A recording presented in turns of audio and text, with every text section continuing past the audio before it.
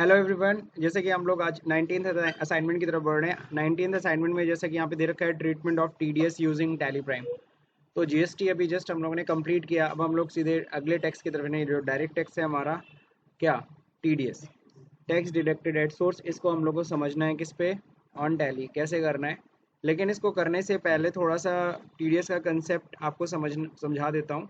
हालांकि TDS concept अगर detail में अगर आपको समझना है तो उसके लिए आप लोग यहाँ पे जा करके आप लिख सकते हैं TDS on tally bye Deepak Gupta. तो जो पहला जो डे 1 है उसमें टीडीएस का कंसेप्ट ही मैंने समझाया है, ठीक है ना। तो इसमें आपको पूरा साल टीडीएस का कमाइए, सोलह कंसेप्ट सत्रह में आपको कमा दिखेगा, रहे हैं, व्हाट इज इसका प्रीवियस ईयर, व्हाट इसका इज असेसमेंट होगा ईयर। क्या इस तरीके से मैंने पूरा समझाया हुआ है, ये इसको ठीक हम है ना। एक्सेप्शन तो इसको कहते हैं। आप देख एक्सेप्शन सकते क्या हैं, होता जिससे है? आपका अपवाद टीडीएस है, का कंसेप्ट क्लियर हो क्योंकि जाएगा। अपवाद बिकॉज क्यों कहा टीडीएस का जाता है? क्योंकि कंसेप्ट अगर नहीं प्रीवियस ईयर क्लियर कह है रहे तो हैं इस साल टीडीएस ऑन कमाओ, टैली अगले साल नहीं टैक्स कर दो, पाओगे, दिक्कत आएगी लेकिन उसमें। यही अपवाद अब अगर हम लोग बात करते हैं क्या, थोड़ा सा कंसेप्ट जैसे कि मैं यहाँ पे एक बार फिर से आपको समझा दे रहा हूँ।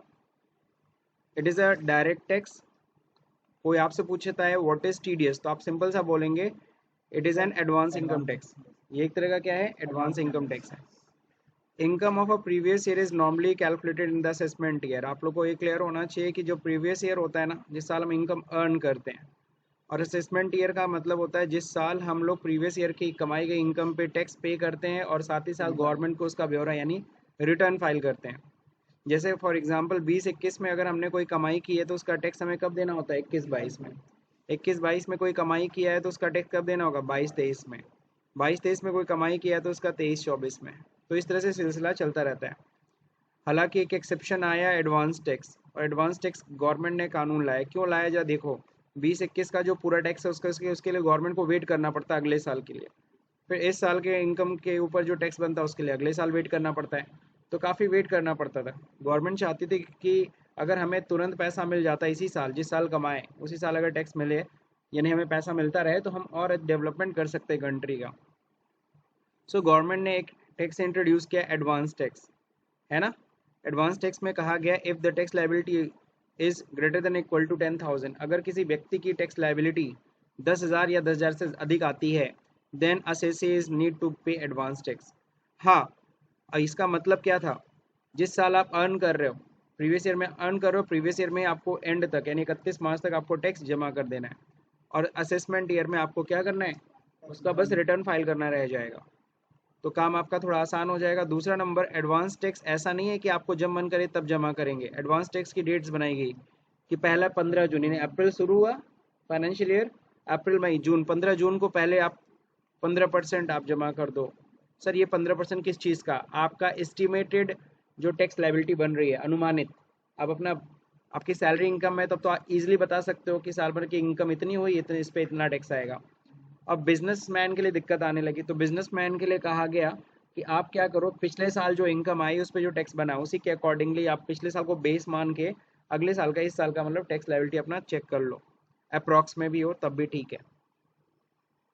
तो 15 जून में अपने एस्टिमेटेड टैक्स लायबिलिटी का 15% आप जमा कर लो। मान लो 1 लाख रुपए टैक्स लायबिलिटी है, तो आप 15% कब जमा कर दो, 15 जून को। फिर 15 सितंबर को 30% और जमा कर दो, हो जाएगा टोटल कितना, 45।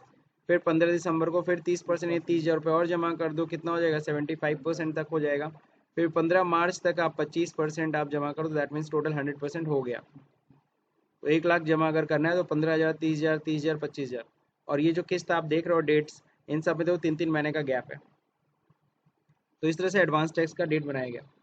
फिर गवर्नमेंट को जब एडवांस टैक्स मिलने लगा, फिर गवर्नमेंट की भूख और बढ़ी। फिर गवर्नमेंट ने कहा कि अगर हर महीने अगर हमें टैक्स का पैसा मिल जाए तो हम और डेवलपमेंट कर सकते हैं।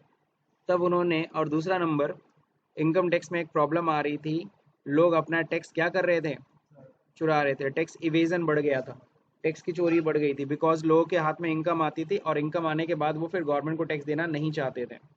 दूसरा नंबर, हमारे इनकम टैक्स डिपार्टमेंट के पास टीम भी इतनी बड़ी नहीं थी कि हर एक बंदे को पकड़ा जा सके। तब जा कर के गवर्नमेंट ने एक सिंपल सा सिस्टम निकाला इस चीज़ से निजात पाने के लिए, टीडीएस का, टैक्स डिडक्टेड एट सोर्स। जैसे कि मान लो अगर टाटा कंपनी में कितने 4 लाख एम्प्लॉय, रिलायंस में 4 लाख एम्प्लॉय, इंडियन रेलवे में 10 लाख एम्प्लॉयज़ हैं। अब इन सबको पैसा मिल जाता था, इसके बाद गवर्नमेंट को इन्हें टैक्स देना होता था, तो ये टैक्स की चोरी करते थे, जिससे 100% टैक्स नहीं वसूल हो पाता था।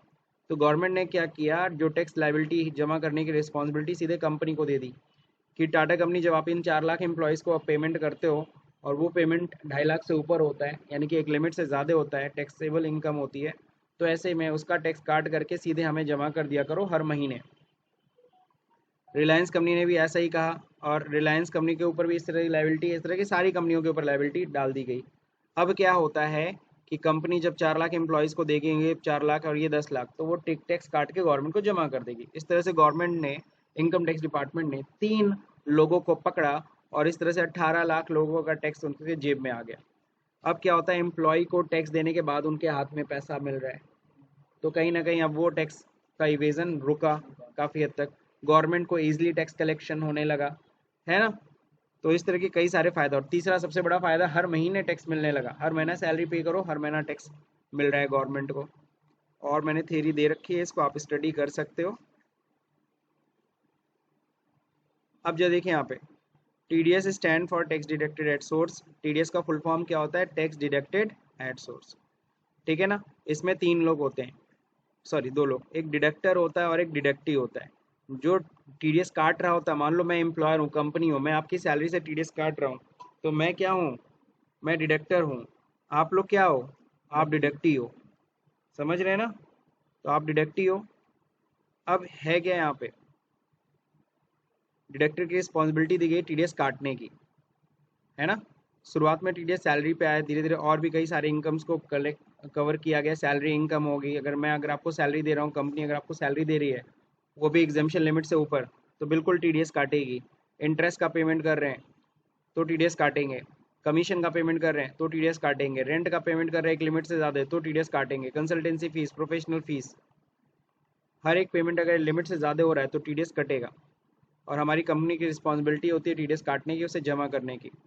लिखा है individuals are not required to deduct TDS, individual की रिक्वायरमेंट नहीं है, लेकिन हाँ, अगर आपकी कंपनी है और आपका टैक्स ऑडिट होता है तो बिल्कुल आपको पेमेंट करते समय आपको TDS काटना है। अगर आपका टैक्स ऑडिट नहीं हो रहा है तो आपकी रिक्वायरमेंट नहीं है TDS काटने की, समझ रहे हैं।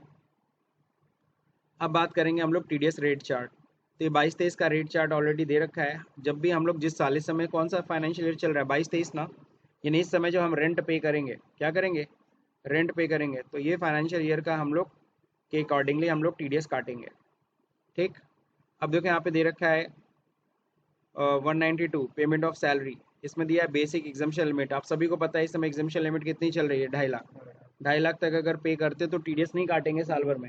अगर साल भर में एम्प्लॉय को 2.5 लाख से ज़्यादा की सैलरी दे रहे हैं, तब उसका टैक्स बनेगा और फिर वो TDS के रूप में हम काटेंगे, नॉर्मल स्लैब रेट लगता है। इसी तरह से देखो 192A सेक्शन है, किसके लिए है, pre mature withdraw of EPF। अगर EPF अगर समय से पहले निकालते हो तो 50,000 तक निकालोगे तो कोई TDS नहीं कटेगा, 50,000 ज़्यादा निकालोगे तो 10% TDS कटेगा।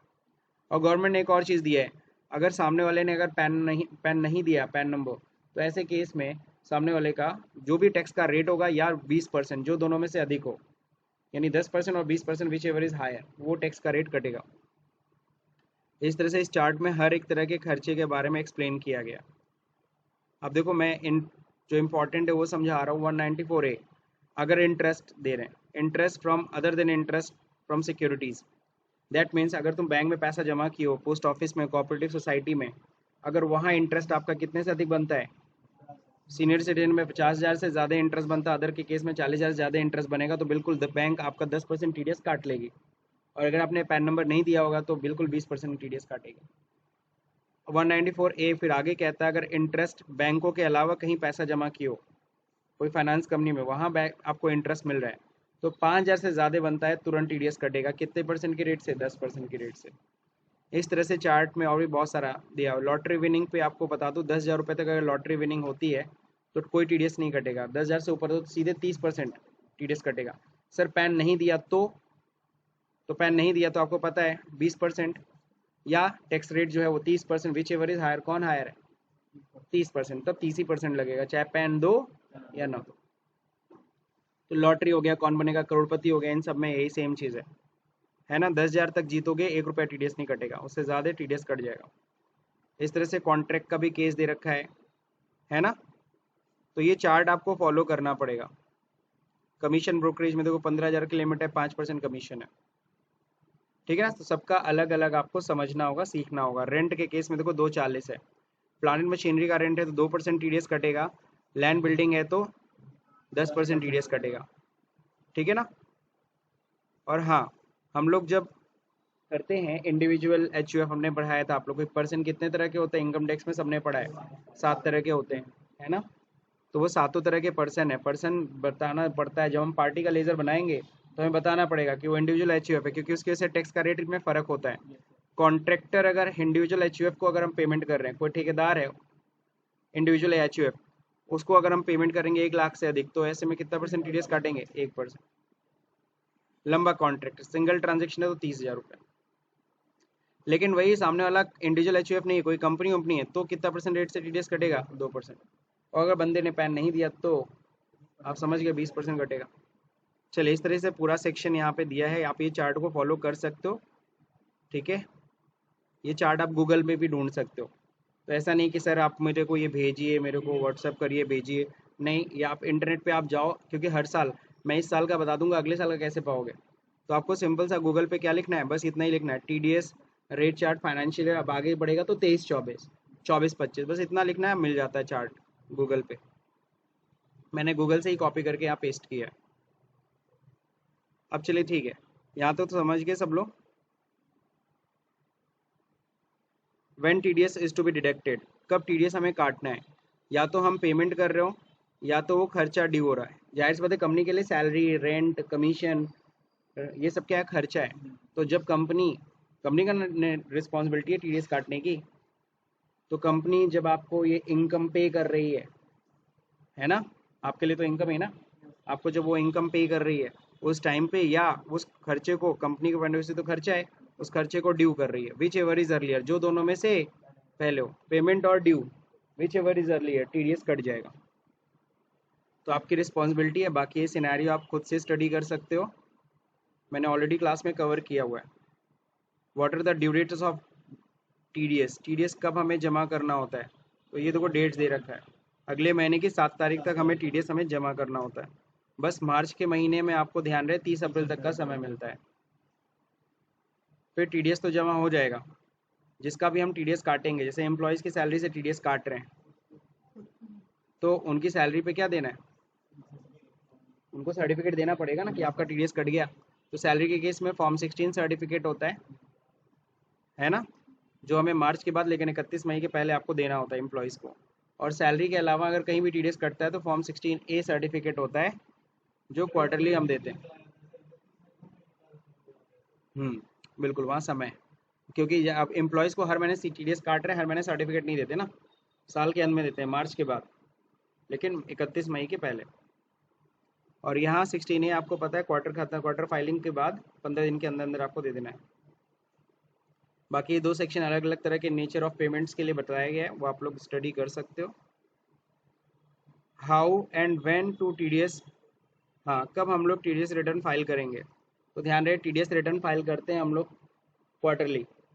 टैक्स TDS देखो जमा होता है हर महीने, लेकिन उसका ब्यौरा कैसे जाता है? क्वार्टरली। पूरे साल में कितने क्वार्टर होते हैं? 4 क्वार्टर। तो Q1, Q2, Q3, Q4। Q1 यानी कब से बात हो रहा है? अप्रैल, मई, जून। उसका कब जमा होगा? 31 जुलाई तक। फिर जुलाई, अगस्त, सितंबर का 31 अक्टूबर, अक्टूबर, नवंबर, दिसंबर का 31 जनवरी, और जनवरी, फरवरी, मार्च का, बस मार्च के बाद अप्रैल आता है। अप्रैल की जगह पे इन्होंने कब दिया है? क्योंकि तो अप्रैल 30 में खत्म होता है, ध्यान रहे सब में डेट, ध्यान रहे 31 है, 31 मई को ही ओवर करेंगे। बिकॉज क्यों एक महीना एक्स्ट्रा दिया गया आप, क्योंकि अप्रैल में बहुत ज़्यादा काम होता है इसीलिए।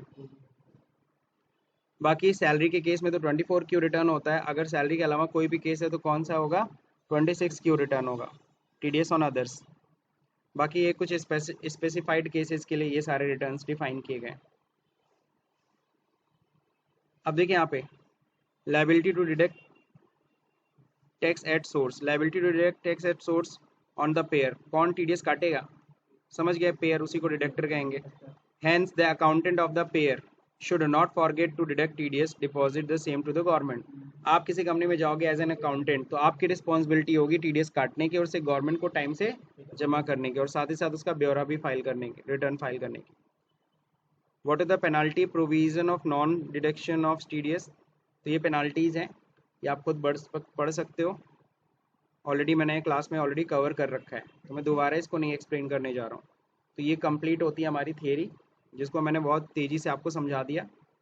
ओके, अब जो स्टार्ट होता है वो क्या है, वो है TDS ऑफ टैली, हाँ, यूजिंग टैली प्राइम। ठीक है, treatment of TDS using tally prime. चलिए देखते हैं इसमें। सबसे पहले यहाँ पे है क्या, सबसे पहले कह रहा है कंपनी क्रिएट कर लो। तो कंपनी देखो इसी नाम से है, स्टूडेंट नेम एंड TDS, है ना। इस तरीके से हम इस नाम से हम लोग बनाते। तो चलिए मैं कंपनी बना देता हूँ।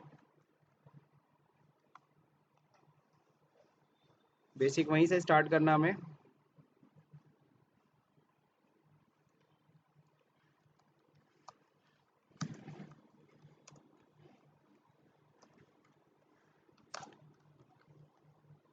ठीक है, अब चलिए देखिए यहाँ पे TD, यहाँ पे स्टेट क्या हो जाएगा, उत्तर प्रदेश। बाकी और तो कुछ करना नहीं है, डिटेल्स आप भरना चाहो तो भर लेना, बट फिलहाल हमें और डिटेल्स नहीं डालना। कंट्रोल ले करके एक्सेप्ट करते हैं। एक्सेप्ट करने के बाद आपको पता है यहाँ क्या पूछेगा, TDS ऑन करने के लिए कॉस्ट सेंटर तो की ज़रूरत है नहीं, फिलहाल नो रखते हैं। अब यहाँ देखो GST से भी हमें फिलहाल नहीं रखना, अभी हम लोग कॉन्सेंट्रेट करेंगे किस पे, TDS पे। हालांकि GST और TDS साथ में भी सीखेंगे। ठीक है, अब यहाँ पे देखो जैसे हम ऑन करते हैं TDS को, वहाँ पे देखो क्या मांगता है, कंपनी TDS डिडक्टर डिटेल, तो 10 रजिस्ट्रेशन नंबर और 10 नंबर। तो 10 रजिस्ट्रेशन नंबर तब देते जब 10 अप्लाई किए होते हैं, या सॉरी 10 का रजिस्ट्रेशन नंबर। फिलहाल यहाँ पे क्या है, tax deduction and collection account number, 10 number यहाँ डाल देंगे। तो 10 नंबर देखिए दिया है कि नहीं दिया है, तो देखिए नीचे यहाँ दिया है 10 नंबर।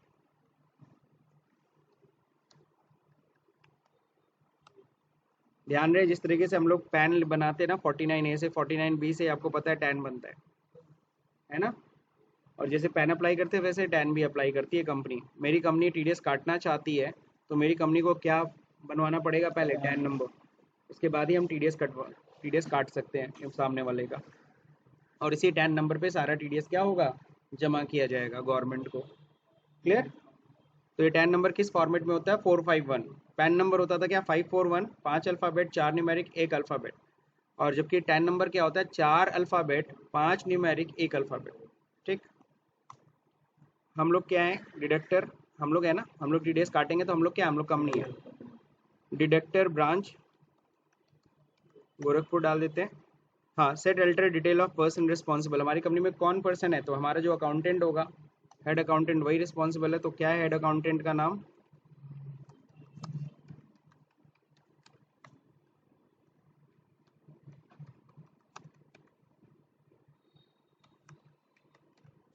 हो गया। डेजिग्नेशन कंपनी में क्या है, अकाउंट मैनेजर। पैन नंबर,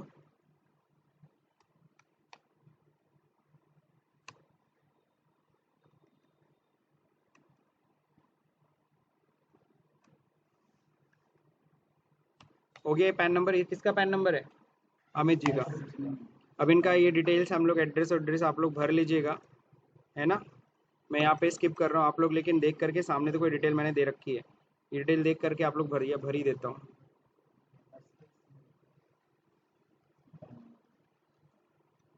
चलिए वो चलेगा। रोड स्ट्रीट क्या है,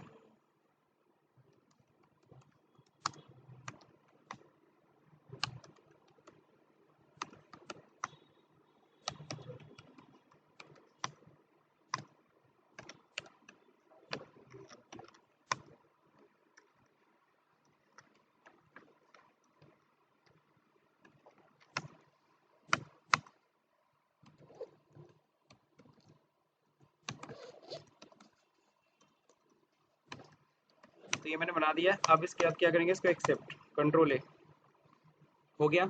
ये करने के बाद अब जो देखिए ऊपर क्या कहता, ये ओपनिंग बैलेंसेस भी डालने हैं। और साथ ही साथ एक और चीज़ का है, कंपनी का पैन नंबर मेंशन करो। सॉल्व तक कंपनी का पैन नंबर कैसे मेंशन करेंगे, तो दिया है F11 फीचर में, कंट्रोल के साथ आई दबाइए। तो देखिए F11 मैं दबा दे रहा हूँ, फीचर खुल गया। अब इसमें क्या करना है, यहाँ पे हमें दबाना है ये मोर डिटेल पे। तो यहाँ देखिए क्या आता है, कंपनी का क्या पैन डिटेल भरना है। तो पैन डिटेल हम लोग भर देंगे। यहाँ पे कंपनी का पैन नंबर दिया AMSCN,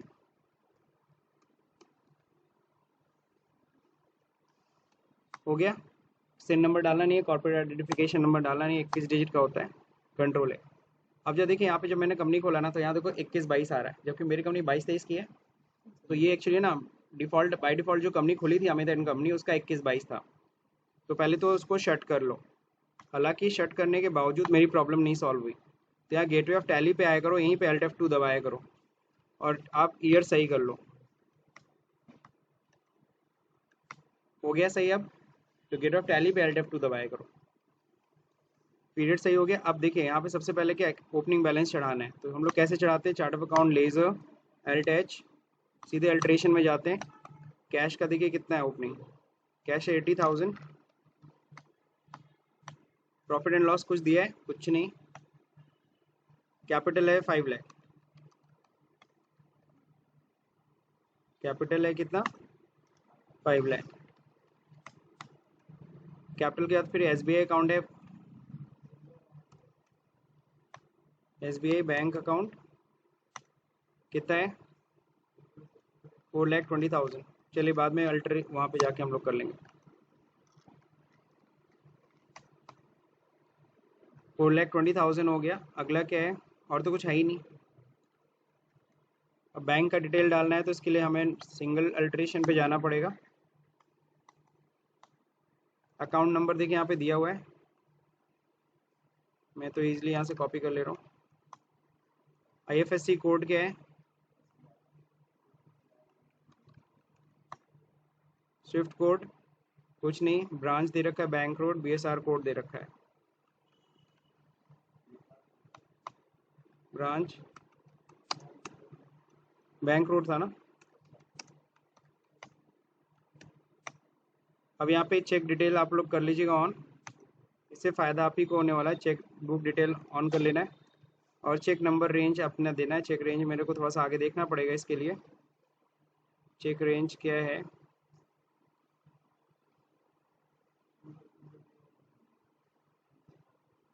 वही है, हाँ वही। चलिए ठीक है, 256 डिजिट का डालिएगा। हो गया।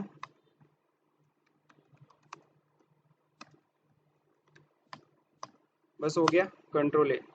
तो ये हमने चेक डिटेल हमने भर दिया। अब चेक डिटेल डालने के बाद अब क्या करना है? सबसे पहले TDS तो हमने ऑन कर ही लिया। सबसे पहला केस हम लोग नॉर्मल केस पढ़ने वाले हैं। नॉर्मल केस देखो क्या दे रखा है। नॉर्मल केस दे रखा है, new era edu has taken a loan from Shriram finance. हम लोग लोन ले रहे हैं 1 अप्रैल को श्रीराम फाइनेंस से 10 लाख रुपए। पैसे कम पड़ रहे हैं, 10 लाख का हम लोग लोन ले रहे हैं, है ना। तो लोन के ऊपर TDS नहीं कटता। लोन लेने की तो एंट्री नॉर्मल करनी है, bank account debit to loan. फिर इसके बाद जो इंटरेस्ट देना पड़ेगा, the amount was received by cheque and deposit in SBI। Cheque से मिला लोन, वो हमने अपने SBI बैंक में जमा कर दिया। Interest is to be charge by Shriram finance 14% per annum. तो 14% पर एनम वो इंटरेस्ट चार्ज कर रहा है ऑन मंथली बेसिस। ध्यान रहे इंटरेस्ट तो पर एनम है, लेकिन हमको देना कैसे? वो चार्ज कर रहा है मंथली मंथली, तो मंथली हमें पे करना पड़ेगा at the end of every month, है ना। Company paid interest after deducting TDS। The loan is for term 2 year. कितने साल का लोन है? तो पहले तो लोन लेने के लिए एक लेजर बना, लोन का लेजर तो बनेगा ना। Loan from Shriram finance unsecured loan. हम लोग मान के चलते फाइनेंस कंपनी अनसिक्योर्ड लोन लेती है, इसीलिए हम अनसिक्योर्ड दे रहे हैं। लोन फ्रॉम, ये क्या हो जाएगा? ठीक है। अब देखिए यहाँ पे इस TDS UDS से हमें कोई लेना देना अभी नहीं है। TDS UDS से कोई एक्टिवेशन मत करिएगा। अब सीधे जाएंगे अब लोन लेने। लोन लेने के लिए आपको पता है F4 कह रहा हूँ, F6 में होगा रिसिप्ट, है ना। तो लोन क्रेडिट होगा, कितना लोन हमारे ऊपर चढ़ रहा है? 10 लाख, है ना। डेबिट में किस में आ गया? हमारे बैंक में। ठीक, तो ये देखो लोन की एंट्री की गई है, सेम एंट्री हम कर रहे हैं ना। चेक नंबर कौन सा मिला है ना। किस बैंक का चेक मिला हमें? HDFC bank.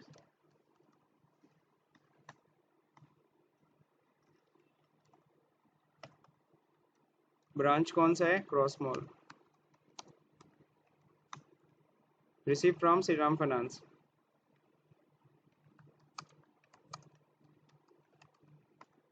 ठीक है ना। तो इस कंपनी से मिल गया being loan taken for 2 year on 14%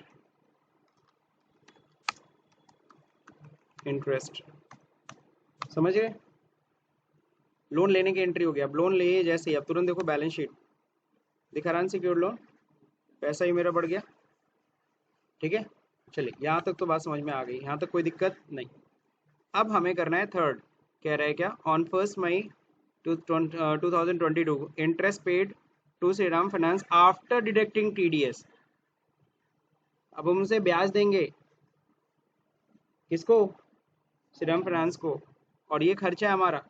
और अगर इंटरेस्ट एक लिमिट से ज़्यादा है तो हमें भी टीडीएस काटना पड़ेगा। आपको पता है हम किसको दे रहे हैं, फाइनेंस कंपनी को। एक चीज़ और दिमाग में रखिएगा, हम लोग अगर यही बैंक को इंटरेस्ट दे रहे होते तो हम गलती से भी टीडीएस नहीं काटते, क्योंकि बैंक के पेमेंट में से कभी भी आप टीडीएस नहीं काट सकते हो, है ना। लेकिन हम बैंक हमें देती है तो टीडीएस काट लेगी 40-50 हज़ार जो लिमिट आपने पड़ी है। लेकिन हम बैंक को अगर पेमेंट करेंगे तो हम टीडीएस नहीं काट सकते बैंक के पेमेंट। लेकिन हम किसको दे रहे हैं, बैंक नहीं ना, श्रीराम फाइनेंस है। तो लिमिट कितनी होती है, लिमिट है 5000। कितनी है, 5000 से ज़्यादा का ब्याज देंगे तो टीडीएस काटेंगे। अब टीडीएस के लिए देखो यहाँ पे लिखा for TDS we have to create 3 ledger, 3 ledger बनाने होंगे। खर्चे का, तो खर्चे का नाम क्या है, इंटरेस्ट। पार्टी का लेजर बनाना पड़ेगा, कौन है पार्टी, श्रीराम फाइनेंस। और टीडीएस का लेजर बनाना पड़ेगा, तो 3 लेजर बनाने पड़ेंगे। चलिए देखते हैं कैसे। क्रिएट लेजर, सबसे पहले बनेगा खर्चे का। खर्चा क्या है, इंटरेस्ट ऑन लोन, हमारे लिए क्या है, इनडायरेक्ट एक्सपेंस। अब यहाँ ध्यान रहे टीडीएस एप्लीकेबल है, जी हाँ एप्लीकेबल है। अब कह रहा है क्या, नेचर, नेचर में कुछ बना है क्या, तो यहाँ खुद बनाना पड़ेगा। अब ये बनाने के लिए आपको चार्ट रेफर करना पड़ेगा। क्या रेफर करना पड़ेगा, तो पीछे देखिए मैं चार्ट पे जा रहा हूँ वापस। 194A था, इंटरेस्ट के लिए कौन सा सेक्शन है, ठीक है ना। तो ये इंटरेस्ट वाला, ये वाला नहीं है, ये तो बैंक दे रही है, ये तो हम दे रहे हैं ना फाइनेंस कंपनी को। Interest on loan to finance company में कुछ यार, चलो इंटरेस्ट ऑन लोन बस बना देता हूँ, क्योंकि दिक्कत ब्रैकेट में लिख देता हूँ किसको दे रहे हैं, अदर देन बैंक।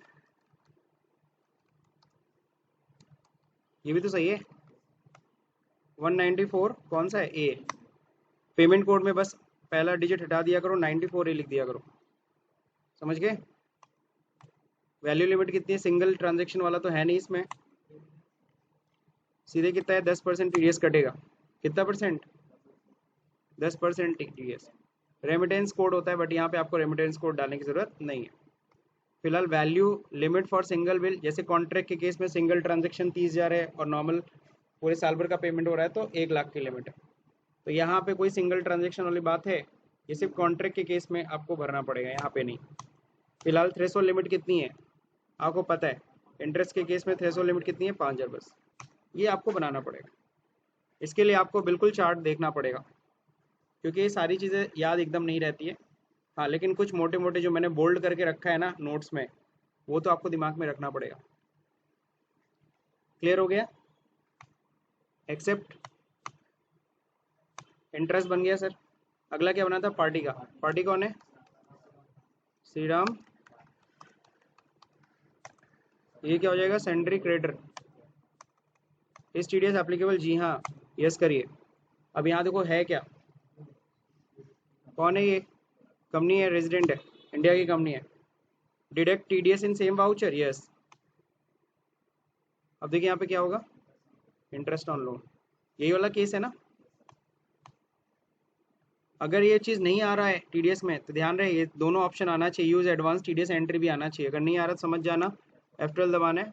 और यहाँ देखो सबसे लास्ट ये जो टीडीएस वाला सेक्शन नहीं है, ये वाला, वहाँ पे आपको पहुँचना है।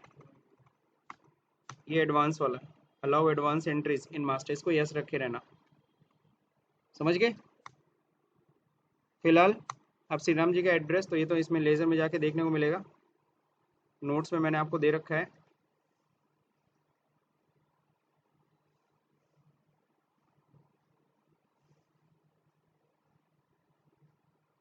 इंटरेस्ट का तो ऐसे बनाया था ना। अब देखिए यहाँ पे दे रखा है क्या, हाँ तारामंडल गोरखपुर,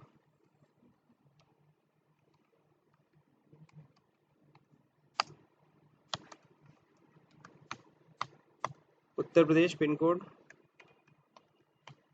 बस और तो कुछ होगा नहीं, और तो कोई डिटेल है नहीं ना। हाँ ये है, पैन नंबर डालना बहुत ज़रूरी है ना पार्टी का, वरना 20% के रेट से टीडीएस कटेगा। ADFCS 8787K, ठीक है ना, बस हो गया। एक्सेप्ट पार्टी भी बन गया, बट लास्ट क्या होना ना, टीडीएस। टीडीएस ऑन, टीडीएस हम किस पे काट रहे हैं, इंटरेस्ट पे, बस वो सब। हाँ अंडर सेक्शन डाल सकते हो, अंडर सेक्शन 194A, है ना, बिल्कुल बना सकते हो, अच्छी चीज़ है। तो ये टीडीएस का बना दिया हमने। अंडर क्या होगा, याद है सारे टैक्सेस का अंडर क्या होता है, ड्यूटीज एंड टैक्सेस। क्या है ये, कौन सा नेचर है, इसी नेचर पे ना काटना है। ये जो है इंटरेस्ट वाला, इंटरेस्ट को ही ना कनेक्ट करेंगे, यानी देखो तीनों लेजर में हमने इस इंटरेस्ट को कनेक्ट किया है, कहीं भी एक जगह मिसिंग करोगे टीडीएस नहीं कटेगा। और कैसे लेजर बनाया मैंने नोट्स में दे रखा है आपको, है ना ये। अब क्या एंट्री करना है, for interest charge, interest charge करने की एंट्री क्या करोगे, जर्नल में इंटरेस्ट पहले ड्यू करेंगे ना, 194A, मैंने 19, एक मिनट, 194A है।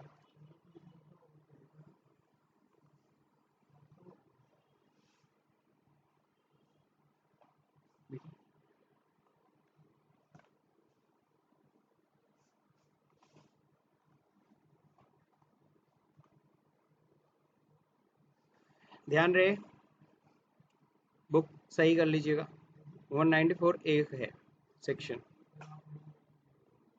हाँ बुक में अगर गड़बड़ हो गया तो गड़बड़ है, वो ठीक कर लीजिए उसको। इंटरेस्ट के लिए क्या है, 194A, ठीक है। खैर चलिए, अब हम लोग को क्या करना है, जनरल में एंट्री करने जा रहे थे हम लोग, ड्यू की एंट्री। तो इंटरेस्ट हमारे लिए खर्चा है, ड्यू करेंगे कब, 1 महीने बाद, 1 मई को। जाहिर सी बात है डेट नहीं लेगा 30 अप्रैल, तो इसीलिए 30 अप्रैल नहीं लेता, इसीलिए हम 1 मई को हम जाके एंट्री कर रहे हैं, वरना 30 अप्रैल को ड्यू कर देते हैं, ठीक है। अब यहाँ पे देखो, सबसे पहले कैलकुलेशन करिए कितना इंटरेस्ट होगा। खर्चा तो डेबिट होगा ना, पहले तो interest on loan account debit करेंगे, कंट्रोल लाइन से कैलकुलेटर खोलिए, 10 लाख के ऊपर 14% कितना होगा पता है, 1,40,000 होगा, मैंने कुछ ज़्यादा ही जीरो लगा दिए थे, 1,40,000 रुपये होगा, सही है। अब हाँ 10 लाख के ऊपर 14% इंटरेस्ट कितना होता है, 1,40,000 साल का है, हमको 30 दिन का हमें निकालना है, तो इसको गुणे करेंगे, मल्टीप्लाई बाय 30/365 डेज, आ गया 11,506 रुपीज़ 84 पैसे। तो हम लोग इसको 7 रुपीज़ कर सकते हैं, ऊपर आइए, 11,507, दिक्कत किसी को। तो ये खर्चा ड्यू कर रहे हैं हम लोग, तो ये अमाउंट क्या 5,000 से अधिक है कि नहीं है, एंटर करते हैं, क्रेडिट में हो जाएगा क्या, पार्टी। तो खर्चे का एंड देखिए, जनरल ड्यू की एंट्री क्या होगी, expense account debit to party to TDS, पहले टू टीडीएस मत कर लीजिएगा, expense account debit to party, तो पार्टी कौन है, श्री राम फाइनेंस। एंटर करते ही टीडीएस कट जाना चाहिए, कट गया, एंटर करिए। कह रहे देखो 11,507 रुपये था, इंटर इस क्रेडिट अमाउंट में से डेबिट हुआ है, कितना डेबिट हो गया, 10% कटा है ना, जो रिमेनिंग अमाउंट है वो किस में ट्रांसफर होगा, टीडीएस के लिए, ये टीडीएस का अमाउंट है।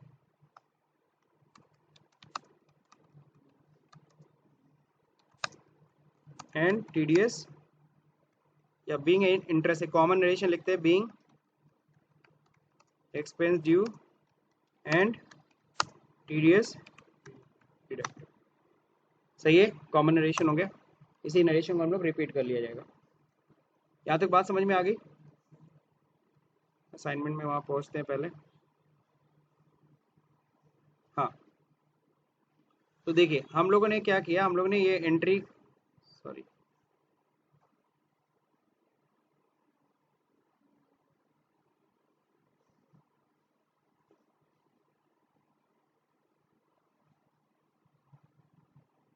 हाँ, ये देखिए इंटरेस्ट फॉर इंटरेस्ट चार्ज, ये एंट्री हम लोग ने कर ली। अब इसके बाद कह रहा है क्या, जाओ तो प्रॉफिट एंड लॉस चेक कर लो। तो पीएल में खर्चा दिख गया होगा ना, एक्सपेंस हमारा क्या है, इंटरेस्ट। इंटरेस्ट कितना था, 11,507 रुपीज़। टोटल खर्चा तो इतना ही है ना। बैलेंस शीट जाके देखो तो इतनी लाइबिलिटी हो गई, इतना हमें गवर्नमेंट को देना और ये हमें पार्टी को देना है। ये क्रेडिटर हमारे इतने गए और ये तो हमको पता है टैक्स का पैसा, ये तो गवर्नमेंट के पास जाएगा। ठीक। और सबसे इम्पोर्टेंट रिटर्न, तो डिस्प्ले में जाएंगे, यहाँ होता है स्टैट्यूटरी रिपोर्ट। क्या होता है, इसी में होता है टीडीएस रिपोर्ट, और इसमें होता है 26Q। सैलरी के अलावा कहीं भी अगर होगा टीडीएस कटेगा तो 26Q है। 26Q में जाके देखिए, पहले क्वार्टर का दिखा रहा है अप्रैल टू जून, क्वार्टरली जाता है ना, अप्रैल मई जून पहला क्वार्टर। तो दो एंट्री हमने किया, एक एंट्री रिलेटेड है, यहाँ दिखा रहा है देखो टीडीएस नॉर्मल रेट से कटा है। अगर हाई रेट से कटा होता, पैन नंबर नहीं दिया होता, तो यहाँ पे आता है इस लाइन में। एक बार पैन मत देख के देखना, यहाँ पे आ जाएगा। तो क्या हो जाएगा, यहाँ देखिए दिखा रहे इतने इतना टीडीएस कटा है, बिल्कुल सही है, कहीं कोई दिक्कत नहीं। चलिए अब क्या करना है, ये देखने के बाद अब कहता है पार्टी को पेमेंट कर दो। तो 2 मिनट का काम है, आप लोग तो इसमें माहिर है ना। तो यार देखो पार्टी कौन है, श्रीराम फाइनेंस। बैलेंस दिख ही रहा है, जितना बैलेंस दिखेगा उसको पे कर दो।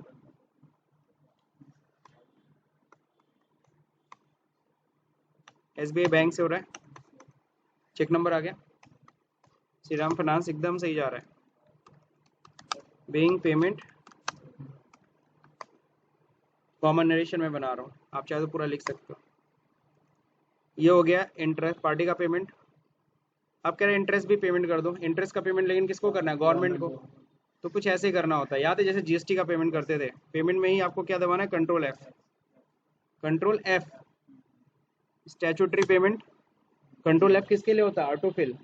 अपने आप अमाउंट आए, हमें अमाउंट डालना ना पड़े। क्या टैक्स जमा कर रहे हो, टीडीएस, कब से कब तक का, 30 अप्रैल तो होगा नहीं, हम 1 मई को जमा कर रहे हैं। 30 अप्रैल लेगा भी नहीं ना, देखो ना, आपको मजबूरी में करना ही पड़ेगा। 1 मई, 1 मई कर दिया। अब ये सेक्शन कौन सा है, interest on loan other than bank, all type all items है। डिडक्टी कौन है, श्रीराम फाइनेंस को है, कंपनी वो भी है ना, तो कंपनी पता है तो कंपनी डालो, नहीं पता होता तो क्या डाल देते, ऑल। रेजिडेंशियल स्टेटस उसका क्या है, रेजिडेंट है वो। एसबीआई बैंक से करेंगे, देखो अपने आप अमाउंट आया, हमें लिखना भी नहीं पड़ा। ठीक है ना। फेवरिंग नेम किसके नाम पे चेक कटेगा, इनकम टैक्स। इनकम टैक्स भाई आप जाहिर सी बात है, टीडीएस एक एडवांस इनकम टैक्स है, इनकम टैक्स डिपार्टमेंट को ही जमा कर रहे हो तुम। बैंक पेमेंट में कहीं कोई दिक्कत। अब अगर देखोगे पीएल में तो कोई फर्क नहीं, पीएल में तो खर्चा इतना ही है, एकदम सही है। बैलेंस शीट में देखो दोनों लाइबिलिटी खत्म, गवर्नमेंट को भी पे कर दिया और पार्टी को भी पेमेंट कर दिया, किसी कोई दिक्कत। अब सवाल उठता है सर ये तो हो गया, अब ये सर पेमेंट करेंगे कैसे, क्या हम चेक लेके सीधे जाएंगे, नहीं, तो हमें ये चालान के साथ चेक हमें लेके जाना है। कितने का चेक बनेगा, 1151 रुपये का, एकदम जैसे न्योता दिया जा रहा है, 1151। ठीक है। तो बिल्कुल, और कौन से चालान से हम लोग जमा करते हैं, ITNS 281। जिस तरह से हम लोग याद है जीएसटी हम लोग पेमेंट करते थे, GST PMT 06, वैसे यहाँ पे ITNS 281 चालान से हम लोग प्रिंट, ये प्रिंट कैसे निकलेगा सर, ये तो वही पेमेंट में चले जाइए, जो एंट्री जो पेमेंट वाला है, थोड़ा सा यहाँ पे आप टीडीएस का पेमेंट एंट्री ओपन कर लीजिएगा, एल्ट के साथ पी दबाइएगा, करेंट और प्रीव्यू, ये देखिए बन गया। यहाँ देखो याद है कोड हमने डाला था, कोड 94A आ रहा है। इनकम टैक्स इतना कट गया, वर्ड्स में भी कन्वर्ट कर दिया, 1100, ठीक है ना, 51 है ना। ऊपर वाला मोहर लगा के बैंक अपने पास रख लेगा, नीचे वाला आपको स्लिप आपको दे देगा, सही है। तो ये आपका टीडीएस कटने का हो गया। तो टीडीएस के लिए आप जमा करने के लिए चालान आप लेके जाओगे। बैलेंस शीट, अब यहाँ पे जो आप देखोगे अपना रिटर्न, एक बार फिर से आप चलो रिटर्न पे जाते हैं, display statutory report TDS report 26Q। अब यहाँ पे तो कोई दिक्कत नहीं, नीचे देखो अनसर्टेन ट्रांजेक्शन आ रहा है, पेमेंट जो किया उसका डिटेल नहीं भरे हो, तो कहता है इसको डिटेल को जाके चालान रिकनसाइल कर लो, है ना। यहाँ पे भी इंटर करके चाहे तो कर सकते हो, लेकिन यहाँ से अच्छा आप लोग कहाँ से, स्टार्टिंग से बता दे रहा हूँ, डिस्प्ले टीडीएस रिपोर्ट में जाके चालान रिकनसाइल ऊपर ही होता है, इसका डिटेल आपको भरना पड़ेगा। भरने के लिए क्या करेंगे हम लोग, एल्ट के साथ आर, एल्ट के साथ आर होता है रिकनसाइल के लिए। अब आपका कर्सर आ जाएगा, यहाँ भर लीजिए। चेक नंबर क्या है, 250002। फर्स्ट फिफ्थ को BSR कोड 0007015, चालान नंबर 15001, चालान डेट 1 मई। हो गया। किस बैंक से, SBI से, ब्रांच कोड बैंक रोड। अब एक्सेप्ट कर लीजिए। एक्सेप्ट करते ही चालान रिकनसाइल हो गया ना। अब जब 26Q में जाओगे, ठीक है, अब देखो इंक्लूडेड इन रिटर्न आ गया, अनसर्टेन ट्रांजेक्शन से हट गया ना, अब रिटर्न में इंक्लूड हो गया। अब आपको मैं बता दे रहा हूँ, बैलेंस शीट प्रॉफिट लॉस पे कोई इफेक्ट नहीं है। अब रिटर्न तो हमने, अब हमें क्या करना, हमने तो पेमेंट तो कर दिया, चालान रिकनसाइल भी कर दिया। अब क्या होगा, अब सबसे इंपॉर्टेंट चीज़ होगी, हमें रिटर्न अपलोड करना है। रिटर्न नॉर्मली आपको तो कोई अपलोड करने देगा नहीं, कोई CA या समथिंग अपलोड करता है, लेकिन आप भी चाहो तो कर सकते हो। लेकिन सबसे इंपॉर्टेंट होता है टैली से वो रिटर्न फाइल निकालना। तो रिटर्न की फाइल कैसे निकालते हैं, जैसे GSTR 1 2 हम लोग निकालते थे ना, 1 और 3 भी।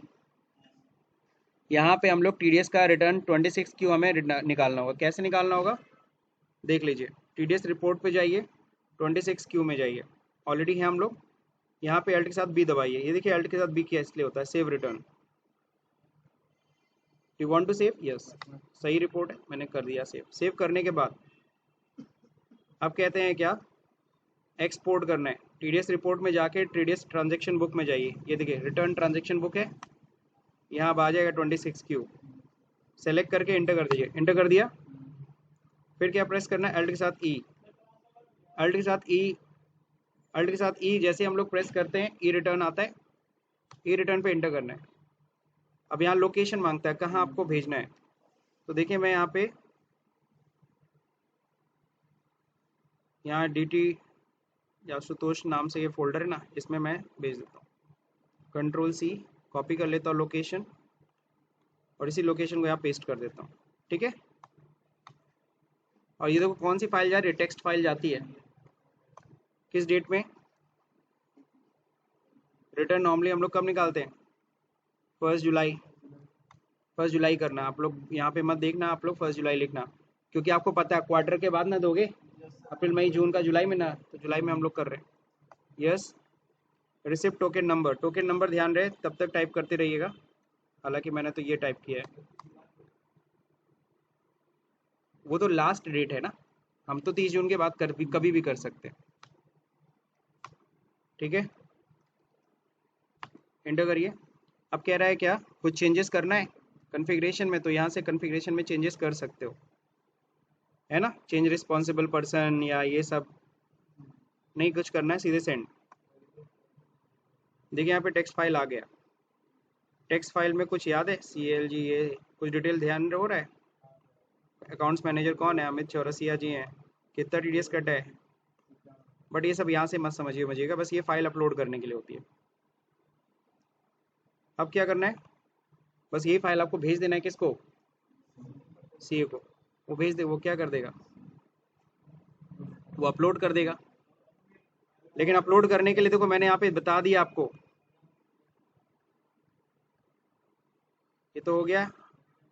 अब कह रहा है क्या, the exported file 26Q is required to be validated with the validation utility freely downloaded into NSDL की वेबसाइट पे मिलता है, वहाँ से उसको वैलिडेट कराएंगे। वैलिडेट कराने के बाद ही हम लोग रिटर्न अपलोड करेंगे। वैलिडेट करने के बाद आप चाहो तो इसे CD में या पेन ड्राइव में भी सेव करके आप भेज सकते हो।